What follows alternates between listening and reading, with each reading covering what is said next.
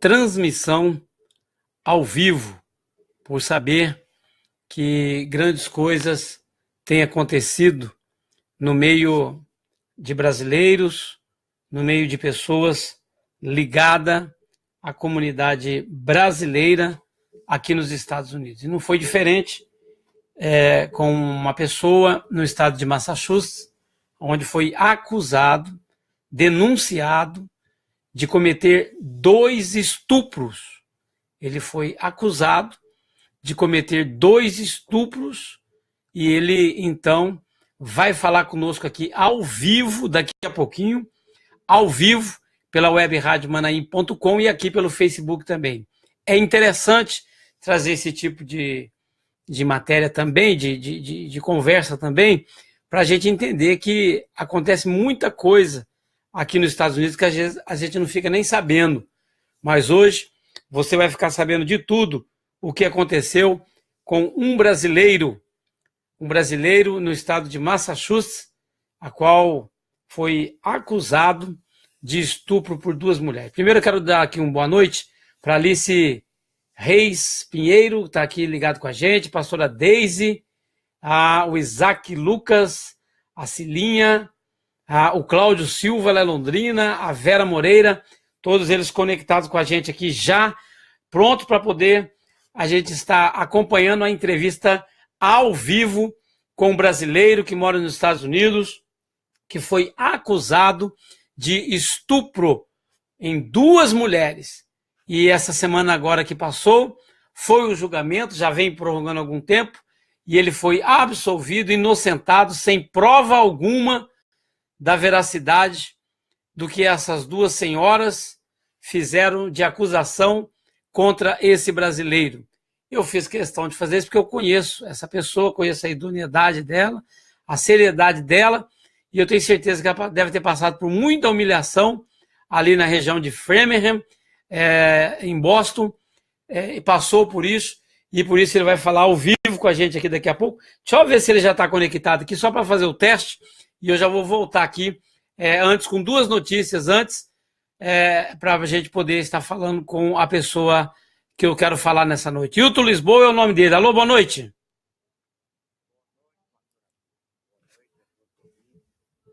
Opa, peraí, eu acho que tá... Deixa eu só ver aqui. Agora sim, vem agora. Hilton, boa noite. Boa noite, pastor Adilson. Estamos aqui preparados para contar essa história e que isso sirva de exemplo também. E é bom falar sobre isso para evitar que tenha outras vítimas. É verdade. Primeiramente, só queria dar esse boa noite com você aqui agora e a gente já vai voltar a falar mais. Já tem aqui um caminhão de gente entrando aqui no nosso Facebook, Paulo Pereira, Dalva Rodrigues, Lore Vargas, a Lorena, né, no caso, escreveu errado ali, e um monte de gente que está entrando para poder assistir pelo Facebook a minha imagem e ouvir a sua voz também, e a gente vai falar muito sobre isso nessa noite e entender como que aconteceu tudo, desde quando começou e como que foi o final dessa história. Eliette também está entrando ali, o Isaac Lucas, enfim, um monte de gente. Se ficar falando o nome ali, não vai dar para a gente conversar muito. Me aguenta só um minutinho, Hilton Lisboa, que eu já volto aqui falar com você, tá bom? Segura aí. Ok, obrigado. Tá aí, então, o Hilton Lisboa falando com a gente aqui, agora, ao vivo, e eu tenho certeza que vai ser uma bênção essa noite, essa situação aqui, onde nós estamos falando ao vivo, porque ao vivo tudo é mais gostoso. Você, falando em notícias, né? Esse programa aqui agora vai ser sobre notícia. Hoje estourou uma bronca no final do dia. Janot, procurador da República, diz que delação da JBS será investigada e pode ser anulada. Uma verdadeira bomba na política brasileira no final do dia de hoje. Incrível. Incrível o que aconteceu. Yuri Hudson traz a notícia direto lá de Brasília, para a gente poder acompanhar. O Procurador-Geral da República, Rodrigo Janot, divulgou nesta segunda-feira, em coletiva convocada às pressas no início da noite, que determinou a abertura de investigação para apurar indícios de omissão de informações e de crimes no processo de delação premiada de executivos do Grupo JBS. Segundo Janot, o Ministério Público recebeu dos delatores complemento de áudios. Em um dos anexos, apareceu uma gravação com mais de 4 horas de duração entre os delatores. No áudio, eles admitem terem recebido orientação do então procurador Marcelo Miller, ex-auxiliar de Janot, para fechar o acordo de delação, o que é proibido. Além disso, na gravação os delatores citam o envolvimento de outros membros da PGR e até do Supremo Tribunal Federal. De acordo com Janot, os fatos revelados no áudio são gravíssimos. Áudios com conteúdo grave, eu diria gravíssimo. A análise de tal gravação revelou o diálogo entre 2 colaboradores com referências indevidas à Procuradoria-Geral da República e ao Supremo Tribunal Federal. Tais áudios também contêm indícios de conduta em tese criminosa atribuída ao ex-procurador Marcelo Miller. Ainda nesta semana, Janot ouvirá os irmãos Joesley e Wesley Batista, Ricardo Saldi e outros executivos da JBS. A intenção é elucidar detalhes da conversa, segundo Janot, que indica ser espontânea e gravada sem o próprio conhecimento dos delatores. As provas obtidas, que geraram denúncia inclusive contra o presidente Michel Temer, seguem válidas. A eventual rescisão do acordo não invalida as provas até então oferecidas.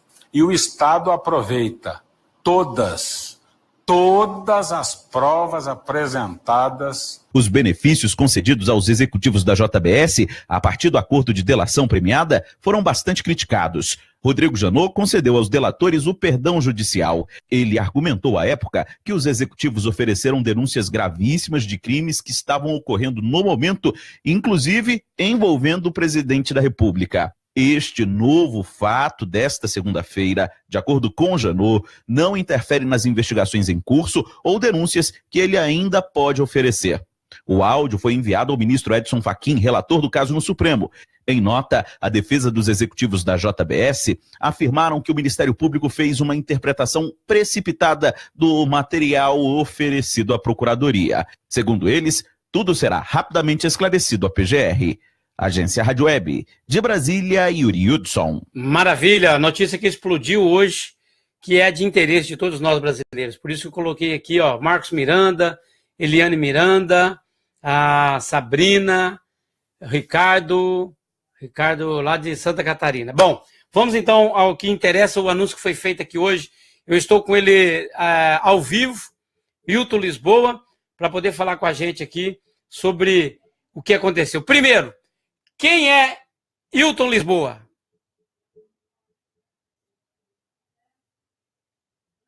Alô, Hilton? Eu acho que teve um problema aqui na comunicação. Deixa eu ver aqui. Opa, agora sim, agora sim.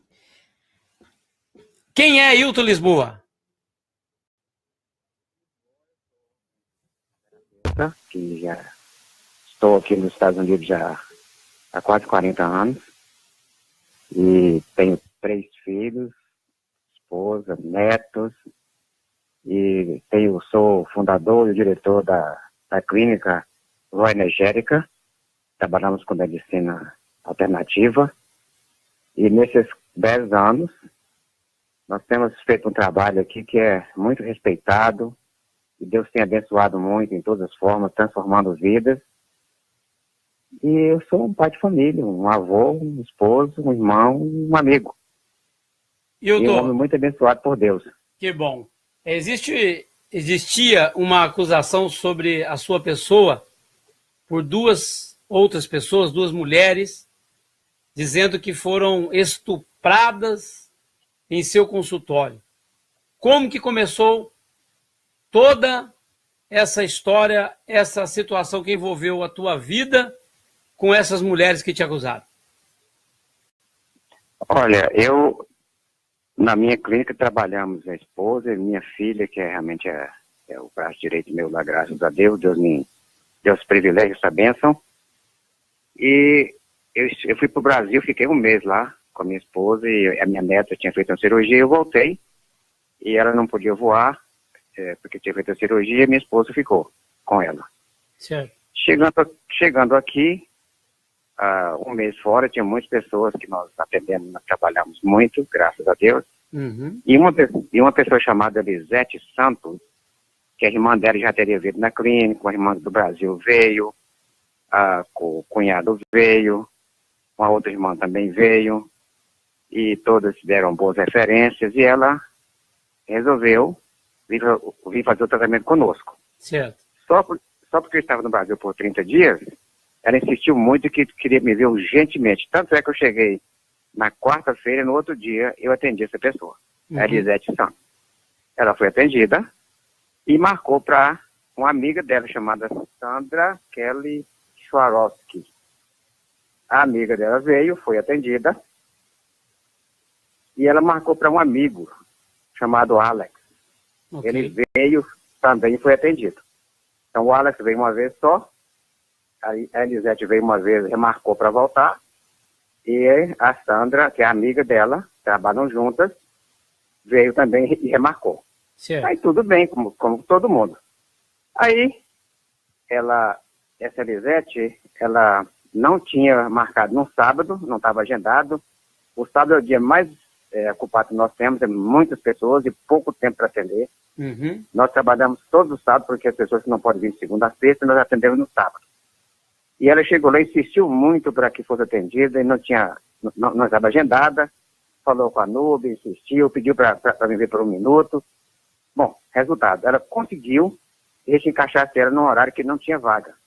Foi atendida, saiu, pagou, marcou para essa amiga dela voltar. E a amiga dela voltou. Bom, a amiga dela voltou, eu atendi na quinta-feira e tudo bem. Então as duas vieram 2 vezes. Quando foi no sábado, antes do domingo de Páscoa, eu me lembro muito bem que trabalhamos no sábado aquele dia, muito como todos os sábados. Uma média de 14 horas direto. Uau. Cheguei em casa, a minha esposa estava no Brasil, a minha filha saiu junto comigo para a casa dela, eu passei no Whole Foods, comprei umas coisas que aqui em casa nós fazemos o café da manhã, todo domingo a família está aqui. Todo domingo, 9h30, toda a família vem aqui para minha casa e nós tomamos o café da manhã aqui. Já é um costume de muito tempo. Uhum. E aí, eu cheguei em casa, assim que eu entrei, passou um pouco assim de a luz, eu estava sozinho, bateu na minha porta. Quando bateu na minha porta, eu perguntei quem é, falou, na polícia. Como o senhor sabe, sou testemunho, eu tenho um programa de rádio, que era o Conexão Brasil, que nós ajudamos muito a comunidade. Demais. E esse programa, nós fizemos uma parceria com a polícia. Então, no programa Conexão Brasil, nós trouxemos o governador do estado para ser entrevistado pela primeira vez, o chefe-geral da imigração, o Bruce Focati, o chefe de polícia de todas as cidades circunvizinhas aqui vieram no programa do Conexão Brasil. Então, nós tivemos aí, graças a Deus, uma forma que Deus nos deu de abençoar a nossa comunidade. Uhum. E então, assim, o Willis Lisboa se tornou uma pessoa muito conhecida também por isso. Então, assim, ficou mais popular do que as pessoas comuns por fato desse programa de rádio e o trabalho que eu faço. E agora, me diz uma coisa, Hilton. Quando a polícia, quando bateu na porta, que você perguntou quem é, e a voz do outro lado soou, é a polícia, o que passou na tua cabeça naquele momento? Eu abri tranquilamente, eu estou com esse povo o tempo inteiro, o tempo todo ajudando em tudo, no programa de rádio, toda quarta-feira, a tenente Patrícia Guigas vinha para o programa para falar com a comunidade, alertar as pessoas, educar as pessoas. Então, para mim, é a coisa mais corriqueira, mais natural do mundo. Mais natural. Eu abri a porta sem nenhum problema. Quando eu abri a porta, eu falei, o que está acontecendo? Ele falou, não, é lá no seu trabalho. Aí eu falei, meu Deus, roubaram lá, pensei comigo, né? Falei, mas o que aconteceu? Não, vamos lá conosco, lá chega lá, a gente fala com você. Aí, eu estava já para dormir já. Algemaram você ou não? Como? Algemaram você ou não? Aí nós falamos assim, vamos lá comigo. Aí eu falei, tá bom. Aí quando eu tranquei a porta, ele falou comigo, você está preso. Uau. E botou algema, e colocou algema. Aí me colocaram num carro, levaram para a polícia de Marlboro, lá fizeram a minha ficha, e de lá levaram para Framingham. E eu fiquei calado, orando, pedindo a Deus para Deus me dar um livramento, né? Porque eu não tive feito nada. Como é que eu estava preso? Uhum. E no meu trabalho, eu pensei, no meu trabalho, não aconteceu nada lá. Trabalhei o dia inteiro hoje, o que pode ter acontecido?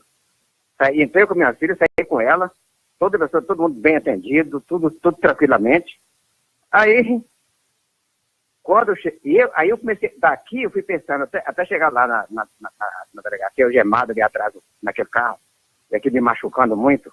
Uhum. E aí, eu fiquei pensando o que poderia ter acontecido para mim ser preso. Aí eu me lembrei que no sábado tinha tido uma senhora lá com 2 crianças, acho que uma de uns 3, 4 anos e a outra maiorzinha, uma menininha e um menininho. Uhum. Aí eu pensei, olha que a gente não pode pecar, olha como é que a gente não pode julgar as pessoas. Eu pensei, foi aquela mulher, pensei comigo. Uhum. Alguém deve ter abusado de uma criança dessa aí, aconteceu alguma coisa, a polícia perguntou onde é que teve, se ficou com alguém sozinho. Esses menininhos, muito abençoados, muita energia, corria muito, e eu pegava um, e eu pegava outra, não pegava outra, e tinha que atender a mãe. E eu fiquei com as crianças sozinho algumas vezes lá, nesse dia. Pensei, foi isso, agora estou perdido. Só o Senhor mesmo que pode me livrar. E botei aquilo na cabeça e fui com aquilo pensando, apavorado. Quando eu cheguei na delegacia, que me tiraram de lá e falaram assim, você está aqui porque você está acusado de ter estuprado 2 mulheres. Naquela hora, eu senti dois sentimentos. Um alívio tremendo, porque não foi o que eu estava pensando que fosse criança envolvida. E o outro foi a decepção de 2 mulheres me acusar de estupro. Jamais faria uma coisa dessa. Essa seria a última coisa do mundo que eu acho que nenhum homem que tem a mente sã faz uma coisa dessa.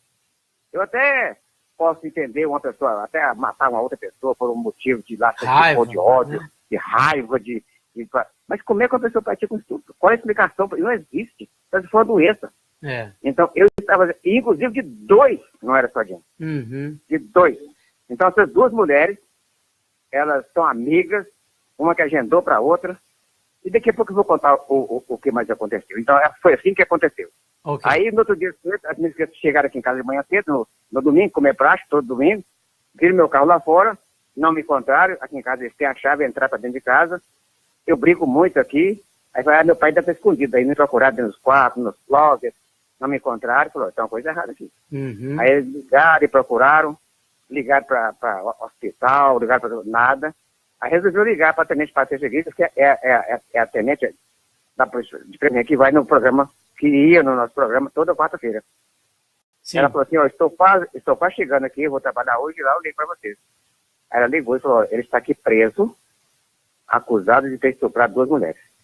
Aí você imagina a bomba que foi na minha família, nos meus filhos, isso, nesse momento. Como chegou essa notícia para a sua família? Porque eu imagino, a filha acaba de ouvir da policial, da chefe da polícia, que o pai estava preso porque tinha estuprado 2 mulheres. Como foi a reação dela, a primeira conversa que você teve com ela? Aí sim, e tem mais. Quando um cidadão é preso, ele tem um chamado book, um processo, que é usado nos Estados Unidos. Certo. Então a pessoa só pode ser presa algemada, é lei, que é lei. Quando chega lá, eles colocam a pessoa sai do carro lá dentro, já fechou, aí tira a fotografia, tira a impressão digital, lê o Miranda Rights, que é o direito que você tem de ficar calado ou não, e aí você decide se fala com eles ou não. Uma pergunta, deixa eu fazer uma pergunta. Essa foto que você está falando, é igual acontece no filme mesmo? Já põe a plaquinha na frente, encosta na parede, aquele negócio todo? Não põe plaquinha não. Tira a foto e tira a impressão digital, que hoje é feita eletronicamente, não tem aquela tinta mais não, é eletrônica.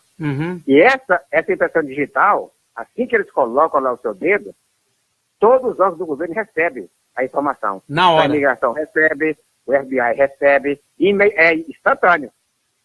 Então, se você estiver sendo procurado por qualquer um órgão deles, eles sabem que você está preso em determinado lugar. Uau. É assim que funciona. E já é recorde público. Aí todo jornal pode publicar. É recorde público. Se a pessoa é presa, é recorde público. Ele pode ser inocente ou não. Eu já vi alguns outdoor com a foto de uma pessoa e nos dizeres dizendo o seguinte, essa pessoa é morador dessa área e ele traz risco para a sociedade na área da sexualidade. Ou ele roubou, ou ele matou Chegou a ter esse tipo de anúncio também perto da sua casa ou não? Não, porque eu não fui condenado. Isso ok. rola depois que a pessoa é condenada. Ok. Depois que a pessoa é condenada, no caso, por exemplo, o crime de estupro, ele é um crime horrendo. Uma pessoa que pratica... Primeiro, todos são deportados. Toda pessoa que pratica crime sexual é deportada. Se for considerado culpado, eles não perdoam. Uhum. Seria no Brasil como a moral e os bons costumes. Então, se comparar uma pessoa que mata, uma pessoa que dá 10 tiros e mata, e uma pessoa que estupra, o estuprador ainda é maior ainda o crime e a punição. São muitos e muitos anos de cadeia. Quantos dias você ficou preso? Não, eu só fiquei... Não, eu poderia ter ficado preso só algumas horas. Uhum. Porque, assim, quando eu estava preso, eu tinha direito de fazer uma fiança, sabe? Ok. Certo? Só que toda pessoa que é presa, por lei, tem direito de fazer uma ligação. É lei.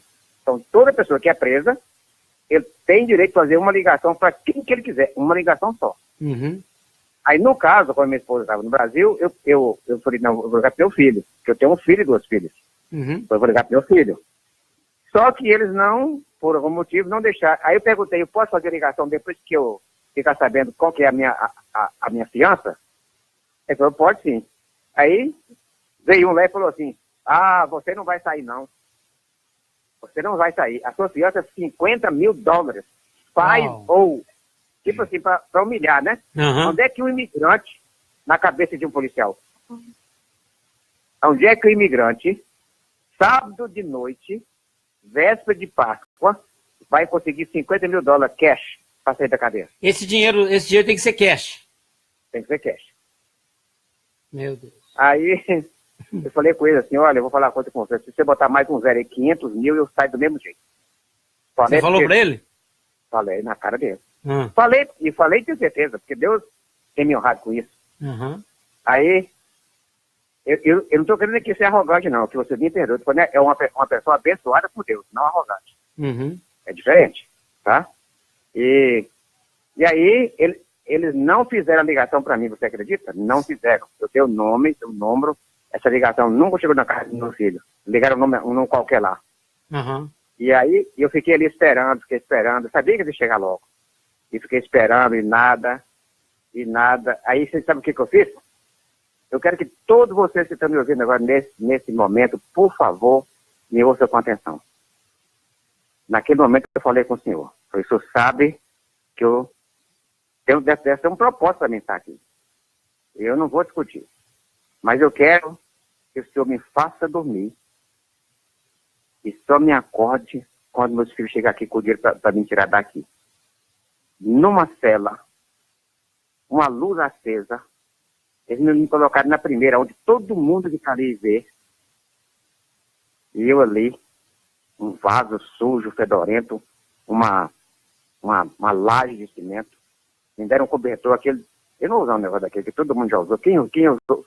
Prostituta, tudo já usou aquilo, bandido, assaltante, criminoso. Eu não estou vendo aquilo. Uhum. E eu dormi. Deus me fez dormir num ambiente que não tem nenhuma condição de um ser humano dormir. Eu só acordei no outro dia, quando alguém veio trazer um café da manhã para mim. Então, eu nunca posso deixar de dar aleluia e glórias a Deus pro resto da minha vida. Porque é impossível um ser humano dormir aonde eu dormi. Eu não dormi. Não foi uma anestesia que Deus me deu. E eu não sou merecedor disso. Uhum. Agora, Ailton, você é uma pessoa muito conhecida aí em Framingham. Como foi quando você saiu da cadeia e começou, as pessoas começaram a ver você na rua ou no seu trabalho de novo, sabendo que você estava sendo acusado de estupro? Por exemplo, você tem muitas clientes mulheres, pessoas que limpam casa, que têm problema de coluna, dor nas costas, e você trata disso. Como que foi as clientes depois dessa história toda? Primeira coisa, meu nome estava na capa de todos os jornais. É verdade. No Facebook de todo mundo, no site, em tudo. E não foi só aqui não. No Brasil, em tudo quanto é lugar. Hoje a mídia é muito forte hoje. E rápida, né? Então meu nome e rápida. Meu nome estava na capa de jornal americano e a mídia brasileira. Todos na capa. com a minha foto e contando aquilo. E eu continuei ali, assim que meu filho chegou lá, pagou, eu saí no domingo. No dia de segunda-feira de manhã cedo, eu estava na corte, diante do juiz, já de manhã, 8 horas da manhã. O jornal Metro Oeste Daily News já estava lá com um fotógrafo que mandou para bater minha foto. Assim que eu me levantei diante do juiz, eu vi aquele fotógrafo bater minha foto, eu sabia. Ali eu sabia. Uhum. E aí foi publicada essa história horrorosa. Que o homem... Agora, deixa eu te fazer uma pergunta. Eu vi que agora na última semana, vários jornais publicaram a sua inocência. Agora a pergunta é, os mesmos jornais que publicaram a acusação, publicaram a inocência agora também ou não? Não, nem todos. Nem todos. Mas graças a Deus, eu não estou dando conta de atender as pessoas que querem que eu dou entrevista. Inclusive, eu quero agradecer que agora eu deveria ter iniciado assim, mas a gente fica muito empolgado. Quero agradecer aqui a Deus, primeiramente, pelo livramento, Deus pela bênção, Deus porque o que eu pedi me deu em dobro. Eu quero agradecer a Deus por a minha família ter resistido a tanta dor e eu ter conseguido, como o senhor disse aí no início, claro que nós temos mais mulheres do que homens que atenderam na clínica, crianças, casais. E no início as pessoas acharam que a clínica estaria fechada, acharam que o Estado teria fechado. Então isso demorou muito para que as pessoas viessem a descobrir que nós estávamos trabalhando. E logo a seguir começaram... lógico que algumas pessoas deixaram de vir, sim, porque o marido fala, você não vai ser tratado por uma pessoa que estuprou duas mulheres. Você não vai lá porque tem essas coisas todas e a mídia é muito forte. Que seria normal também, né? Vamos falar a verdade? Claro, seria normal. Como que você vai... seres humanos. Né? Claro.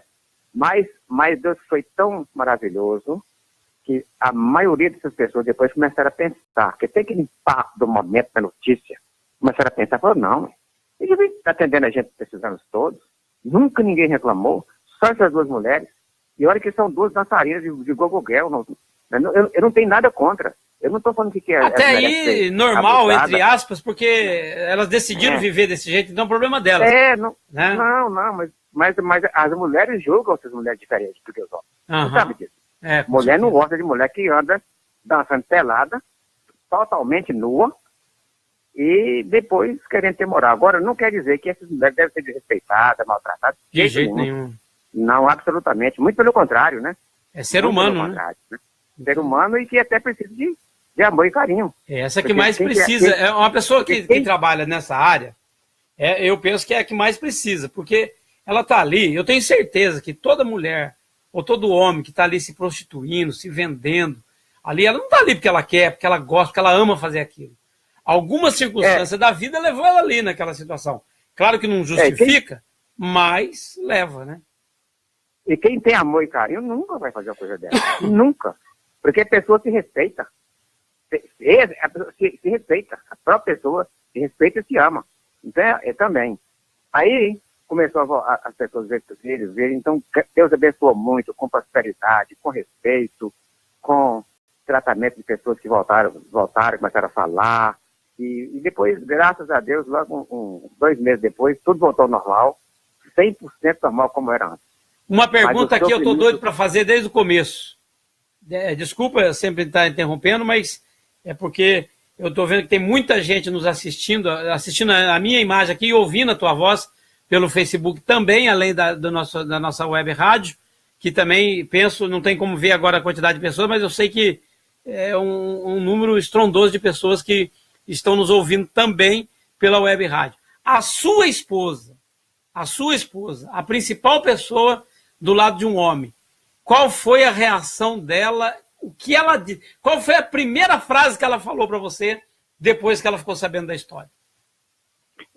Como ela estava no Brasil, ela ficou sabendo da história, aí ela ligou aqui, nós conversamos, e eu contei para ela a situação que nós estávamos, o sofrimento que estava aqui, e ela falou, vou voltar o mais rápido possível e para a gente estar juntos nessa aí. E estamos até nesse momento. Ela veio logo a seguir, foi até antecipado a volta, voltou antes do momento, mas graças a Deus não aconteceu nada com a minha neta. Algum momento ela falou para você assim, você fez alguma besteira? Não, em momento nenhum, absolutamente. Nem ela e nem nenhum membro da minha família. Nenhum, de sogra, cunhados, primos, ninguém, absolutamente ninguém. Eu não tive uma pessoa que duvidasse sequer por um segundo. Quanto tempo durou esse processo, Wilton Lisboa? 2 anos e 5 meses. Em 3 palavras, como que você resume esse tempo? Esse tempo é um tempo de sofrimento, é um tempo de humilhação, é um tempo de dúvidas entre pessoas, porque a situação cria isso. Não que a pessoa duvide, mas é uma situação. É um tempo de meditar, um tempo de chegar mais perto do Senhor Deus, um tempo de saber que Deus é fiel e aquele que confia no Senhor pode descansar e dormir o sono da tranquilidade, que Deus é amor e é justiça. E eu sou testemunha viva disso. Eu não sei se você vai se recordar, mas quantas vezes você teve que se apresentar diante do juiz para se defender nesses 2 anos e pouco? No primeiro dia, eu fui várias vezes, foram 2 anos e 5 meses. Mas assim, os 2 dias mais horríveis foi o primeiro dia, quando eu fui ali, quando chamou meu nome na corte de Framingham. E ali, o fotógrafo tirou minha foto e colocou um artigo na capa do jornal dizendo que eu teria estuprado 2 mulheres. E já saí dali com a tornozeleira eletrônica, já saí dali como se fosse realmente um criminoso. No pleno verão, eu usando aquele GPS na perna, aquilo machuca, tem que usar aquilo, dormir com aquilo, acordar com aquilo. Eu estava lá na clínica trabalhando, fazendo palestras, trazendo pessoas, e aquele perdia o sinal, eles me ligavam, eu tinha que sair, pegar o carro, ficar rodando lá fora até eles encontrarem meu sinal, para depois eu poder voltar e continuar trabalhando. Foi um sofrimento. 1h da manhã, eles não me encontravam, mandavam eu sair de casa, ir lá para fora, andar lá fora, até encontrar. Eu não podia usar uma bermuda, não podia usar um short, é uma coisa que faz muita vergonha. Eu tinha que trabalhar atendendo os meus clientes, escondendo essa tornozeleira eletrônica, que é algo que só se põe em criminoso. Então foi muito difícil, foi muito sofrimento, mas eu aceitei aquilo de cabeça erguida, porque eu sabia de uma coisa, eu sabia do final disso. Eu tinha certeza o que Deus faria com isso. Muito bem, passaram-se 2 anos e pouco, como foi então a última corte? A última corte foi agora, no dia 22, 23 e 24. Aliás, 24, 21, 22, 23 e 24. Segunda, terça, quarta e quinta. 4 dias de corte. Mas 4 dias de julgamento. Julgamento. Foi o julgamento final. Mas o julgamento final, quando isso aconteceu, essa moça chamada de Sandra Kelly Chorosky, ela deu um depoimento na polícia de que eu teria estuprado, e ela pegou 2 toalhas, uma blusa e uma calça jeans, que ela levou como prova do estupro, que ela se limpou, que é material meu, muita saliva minha, e ela ofereceu isso para a polícia como prova. E eles, então, existe um procedimento muito sério, eles protocolam aquilo, lacra, colocam em invólucro que protege contra qualquer contaminação, e isso é enviado para um laboratório da Polícia Técnica, que é do State Police. Okay. Lá eles têm um laboratório que é altamente apropriado para fazer esse tipo de análise de provas contra crime. Alta precisão, né? E essa moça, ela disse que, inclusive no tribunal, eu vou falar agora o que aconteceu. Então foi chamado o policial que recebeu essas provas, e aí eles tiraram uma sacola, a promotor de justiça, que é encarregado de processar as pessoas e condenar, o Estado, acusador, exatamente. E o meu advogado foi o advogado Will Gorman, um advogado extremamente eficaz, um homem que Deus abençoou nas palavras que ele disse, e ele teve a vantagem de saber que ele estava defendendo uma pessoa inocente, Isso também dá mais força para um advogado lidar com essas questões. O que aconteceu é que a procuradora do Estado, ela abriu isso no tribunal, com as pessoas da família, todo mundo junto ali. Meu Deus. Sessão pública. E ela retirou, ela colocou luva, e ela retirou uma toalha de dentro de um saco. E perguntou, e a moça estava lá, a que entregou. Falou, você reconhece? Ela falou, essa toalha aqui é minha. Pegou a outra, ela falou, essa toalha aqui é minha. Depois pegou a blusa, ela falou, essa toalha aqui é minha, essa blusa aqui é minha. E a calça disse, o que aconteceu? Ela contou como é que foi. Ela disse que ela foi estuprada no sábado. Aí perguntaram para ela, você quando chegou lá tinha quantas pessoas? Ela falou, eu não sei, mas todas as cadeiras estavam ocupadas. Então tinha no mínimo 14, 15 pessoas. Meu Deus. E ela falou que ela escutava as pessoas conversando, que ela escuta. Lá é até meia paredinha, a parede não vai até em cima, não. E as portinhas são portinhas de sanfoninha. Uhum. Qualquer pessoa que conversa, todo mundo escuta. O banheiro é lá dentro, o escritório que eu atendo as pessoas é lá dentro, tudo é aberto, todo mundo escuta todo mundo. Ela disse que estava escutando as pessoas conversando, e na mesma hora ela disse que ela teria gritado, pedido socorro, e gritou, e ninguém escutou. A minha filha trabalhando comigo o tempo inteiro, nós entramos juntos, saímos juntos. Então, assim, porta com porta, todo mundo escuta tudo. Ela foi entrando em contradição. Aí ela disse, eu vou usar umas palavras mais fáceis, que nós estamos aqui com muitas pessoas ouvindo, mas no tribunal foi dado nomes mesmo. Ela disse que eu teria feito, inclusive, sexo oral com ela, teria colocado a minha boca lá nas partes íntimas dela. Ela tinha muita saliva, que ela se limpou. Ela até usou um termo em inglês, né? Descasca, aquela coisa nojenta. Que ela disse, e era os institutos para se limpar. Levou para casa, aí a mulher perguntou, você colocou onde? Foi dentro de uma bolsa. Levou para casa. Alguém teve acesso a isso? Não. Lavou? Não. Enxagou? Não. Usou alguma química? Não. A outra pessoa teve acesso? Não. Depois eu trouxe, peguei na polícia da própria sacola que eu levei. Ok, o policial deu, aí o policial foi chamado, ele falou que recebeu dela, prova de crime de estupro, fez o que tinha que fazer, encaminhou para o Estado, ok, não mexeu, não alterou, não, ok. Aí chamaram, isso tudo tem jurado, você sabe, né? Na corte de juízo, né? Sim. E dos jurados. Eram 12 jurados. Aí chamou a técnica do laboratório de polícia técnica. E ela deu o nome, falou a formação dela, quantas faculdades ela tem, mestrado, doutorado, especialização, tudo tem tudo, para não ter nenhuma dúvida.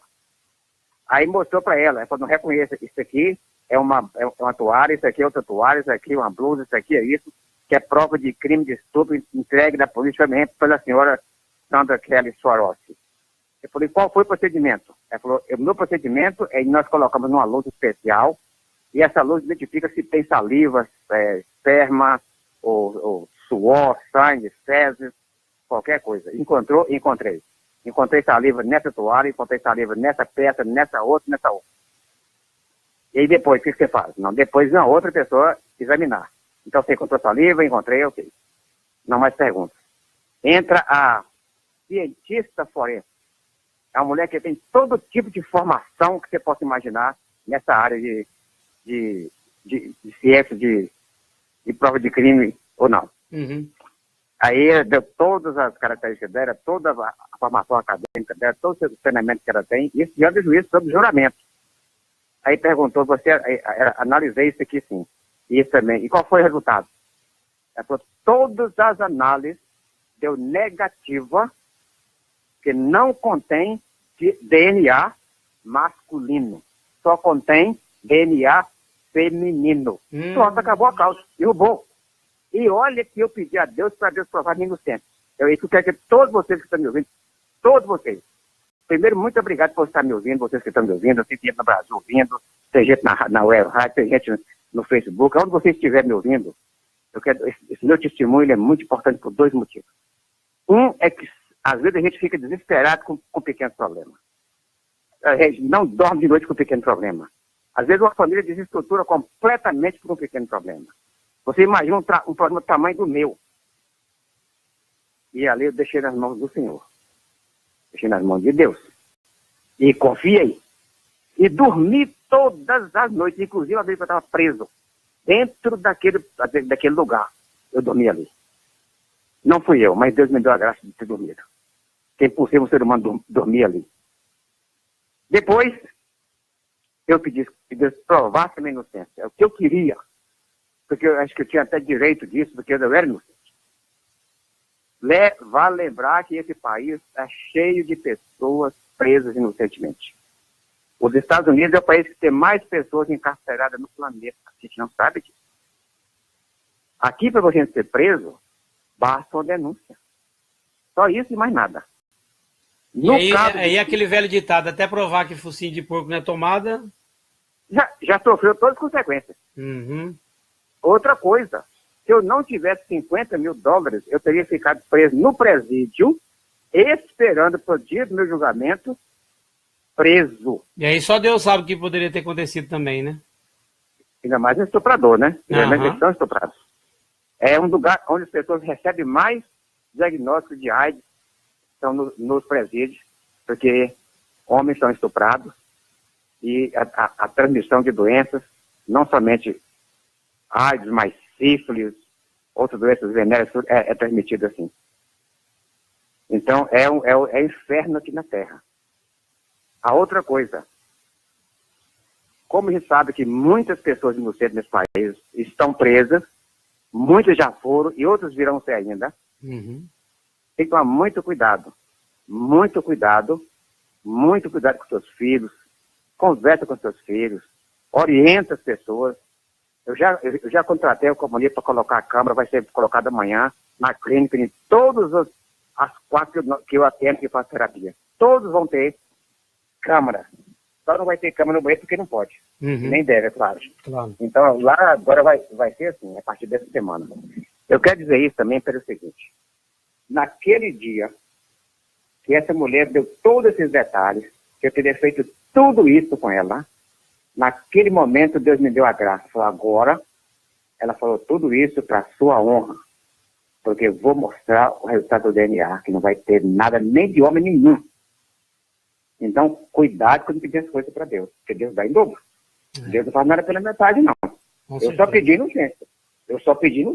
Então, foram 12 jurados que disseram que eu era inocente.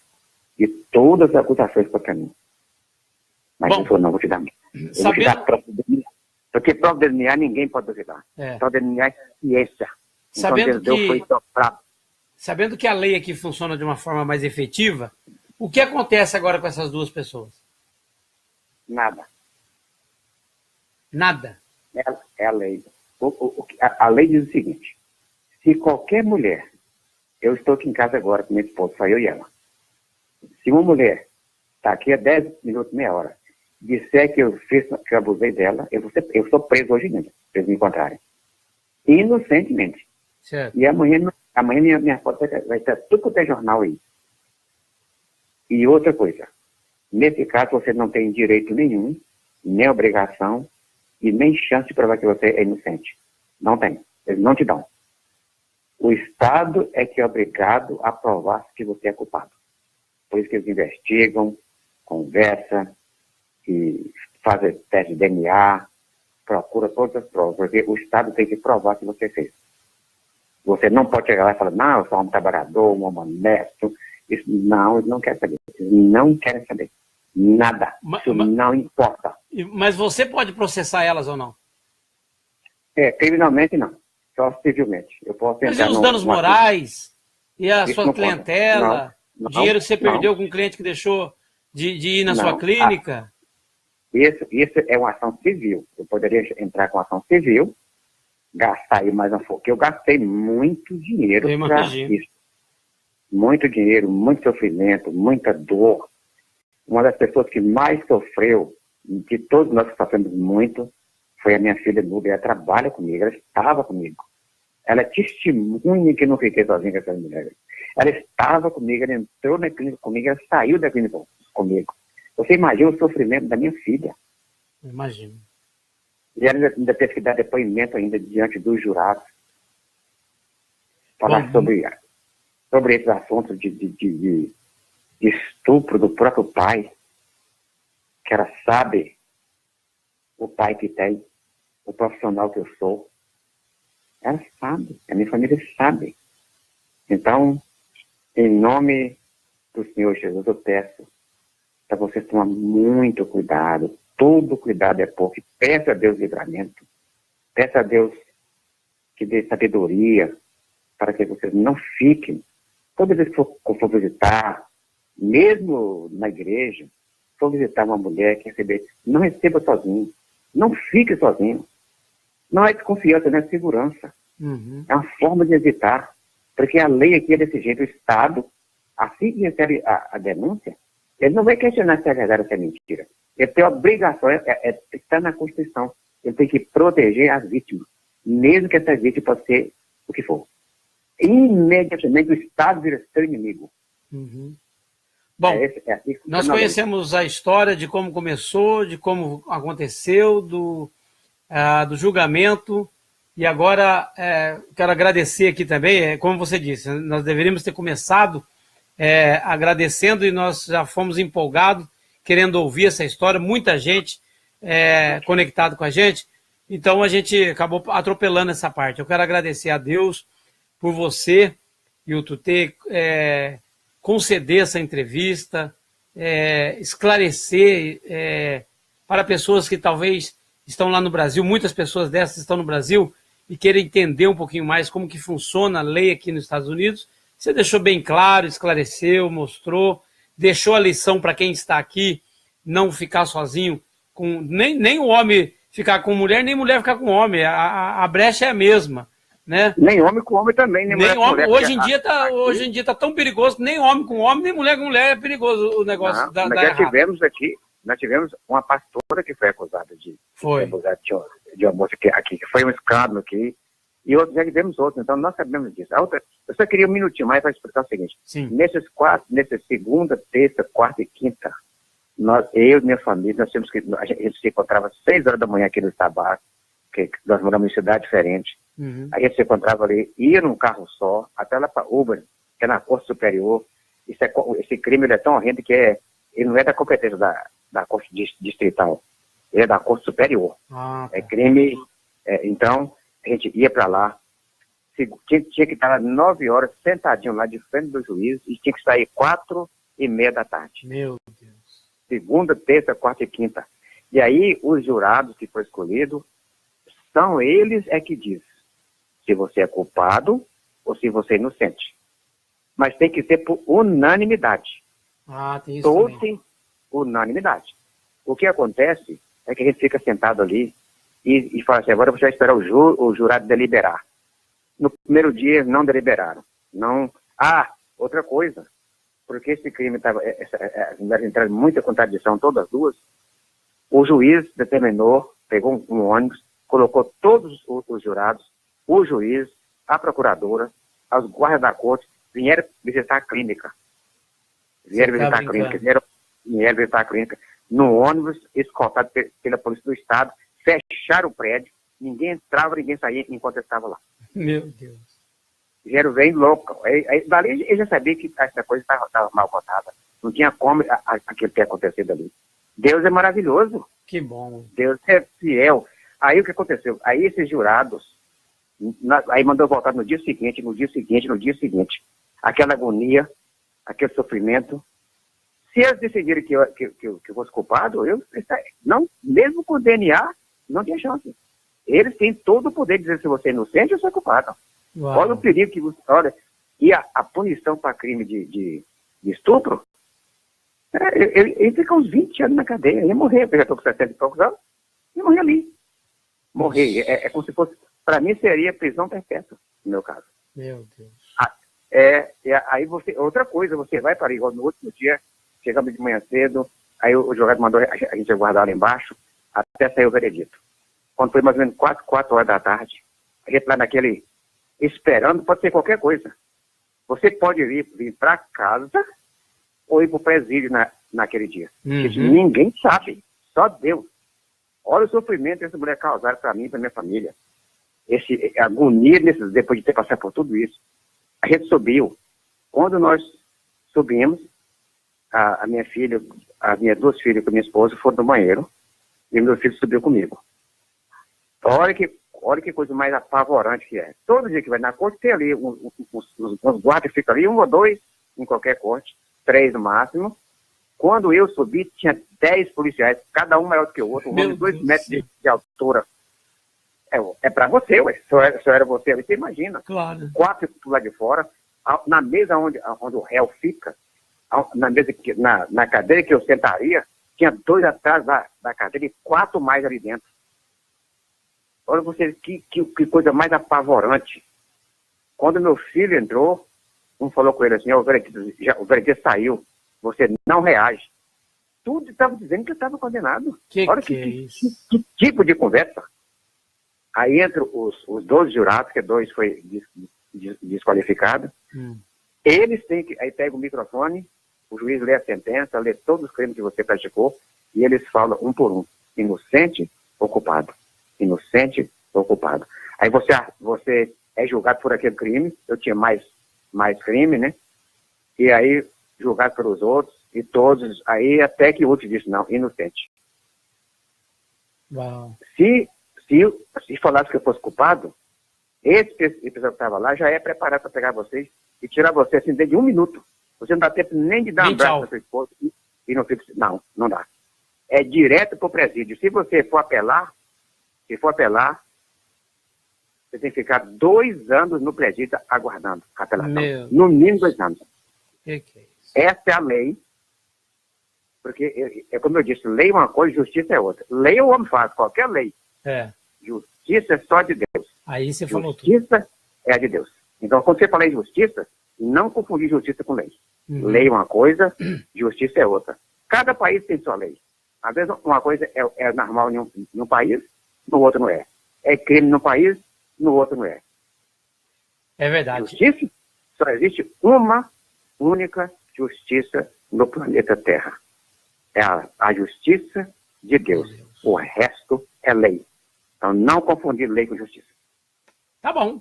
Tá falado, tá explicado. Muito obrigado mesmo pela explicação, pela aula que você deu aqui, para a gente entender realmente como que funcionam as coisas aqui na América e o preço que é uma brincadeira de mau gosto, né? Uma calúnia. Uma calúnia, maldade. Uma calúnia. Oi, eu só posso... Sim, pois não.